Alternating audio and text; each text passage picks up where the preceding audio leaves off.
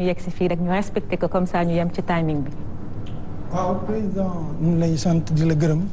ci li ñuy recevoir fii à la salle des banquets du palais de la République. président en 2019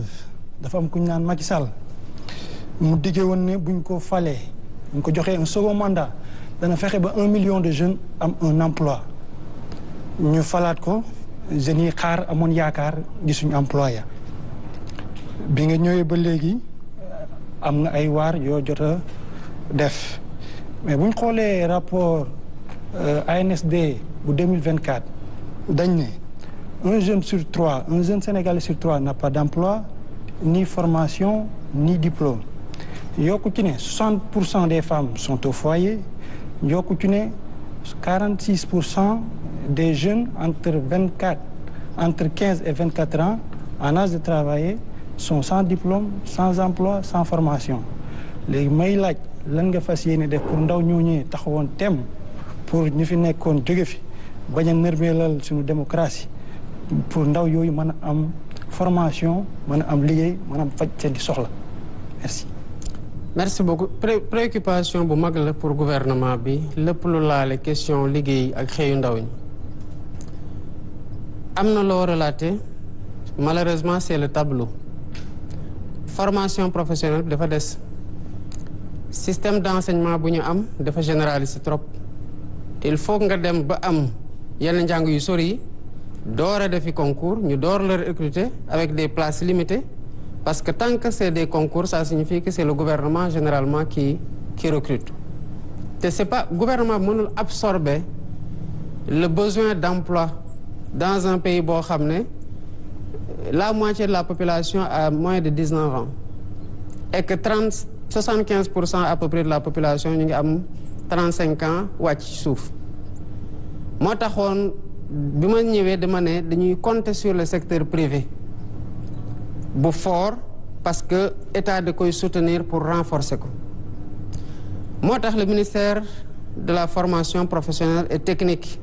initié un programme bu am solo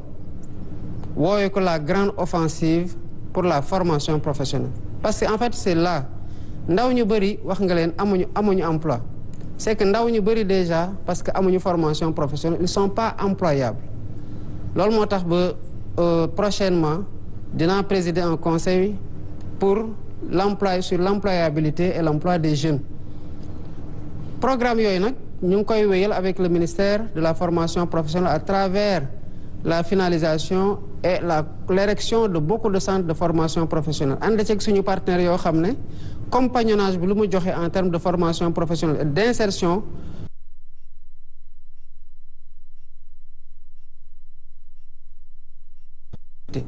et c'est là-bas qu'il faut appuyer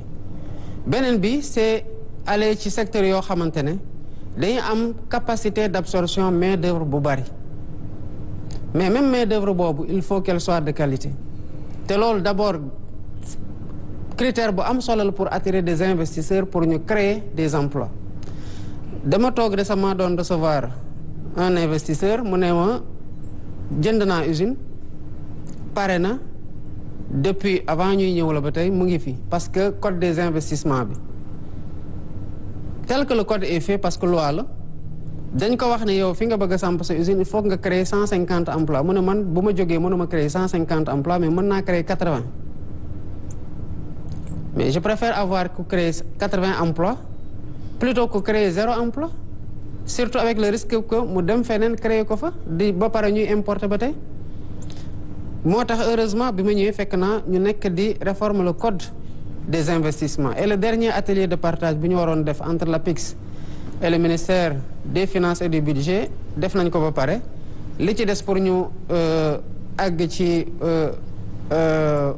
vote nouveau code des investissements bi lu tuuti la ñu yaakaar nag xëy na code boobu bu ñu ko defee dinañ gën a attirer des investisseurs te dinañ gën a créer par ce mécanisme-là des emplois mais à côté qu'il s'agisse des jeunes comme des femmes ñu ngi liggéey sur des projets démb annoncé naa le PAVI avec 107 milliards qui est destiné au financement des jeunes et des femmes à travers la création de 3000 coopératives agriculture élevage et une mise en valeur de 15 000 hectares comme ni ñu waree amee tamit près de 12 000 hectares dans le cadre du Promorène que j'ai lancé, ainsi de suite, ainsi de suite. Donc il y a beaucoup de programmes avec les coopératives qui arrivent. Maintenant, le problème actuellement, c'est que li doon mobiliser la plupart de la population active dafa mobiliser tout le génie te mooy mbéy mi parce que production bi tollootul noonu parce que les surfaces ñu ngi wàññeeku liées à l'augmentation de la population, aux héritages successifs dans les familles qui font que nit ñi mënatuñoo téye li ñu am kese ci suuf tey pour jàpp ne lii lañ ci war a mën nañ ci béy. Donc on essaie de liggéey ci programme yu mel ni coopérative yi